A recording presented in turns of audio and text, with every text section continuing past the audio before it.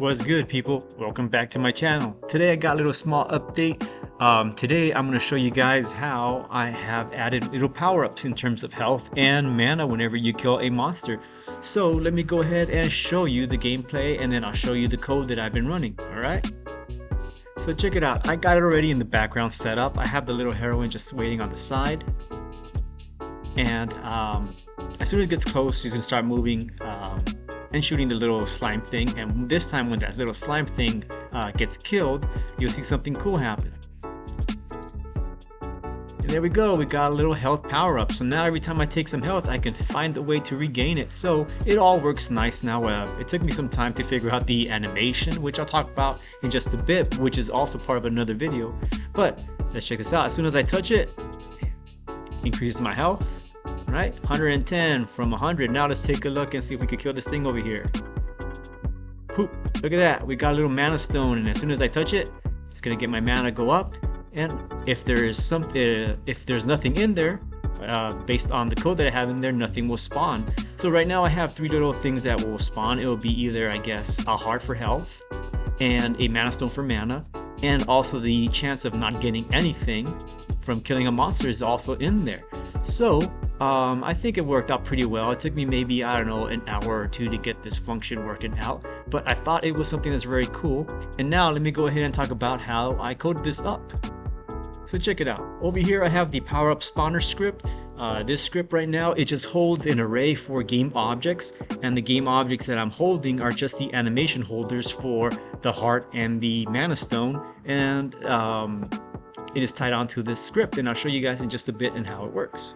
So check it out, people. Here we go. We got the a variable set up for iterating through a array, which is basically random power up.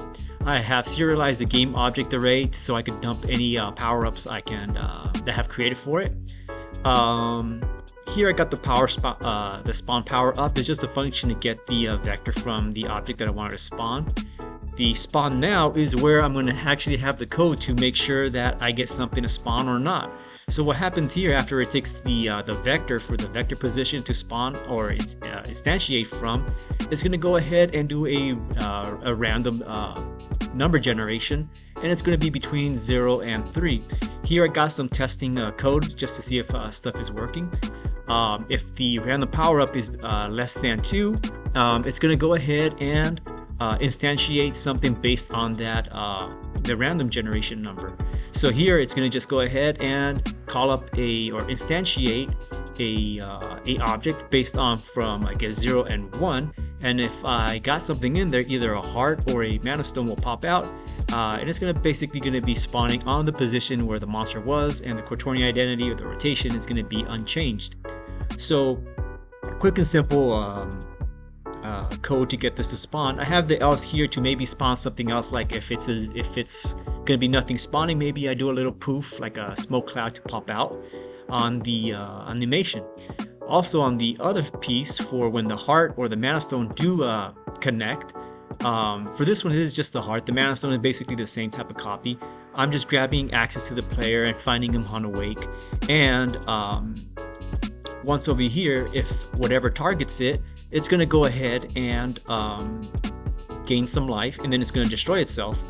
And the bobble right here is just pretty much for the animation to go up and down when it comes into play. So that's pretty much straight up how the animation is working also for it.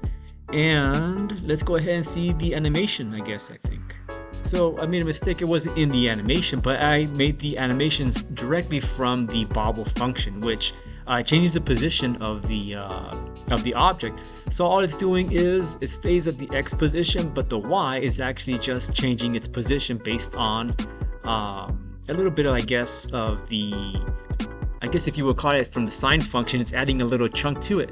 So as the sine function uses a time value, it goes up and down slowly. That's why you see a little floating value. And I set this up by about 0.00055 f for the float to make it appear that it's going up and down constantly.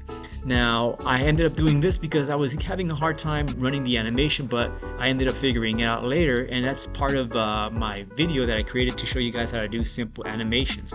So you could check out the explanation how I ended up fixing it, and it would work also here. So this is pretty much a short and simple animation, and I ended up just plugging in the power spawner into each of the monsters to make it easy so I don't have to create anything new. All I have to do is just pop it in and it does all the work for me. So there you guys go, a quick 5-minute update on the animations for the monsters, and that is pretty much it. I'll be working on the boss mob next, and I think I'll be ready to introduce Amazonia next. Alright, so if you like my video, subscribe, like, late.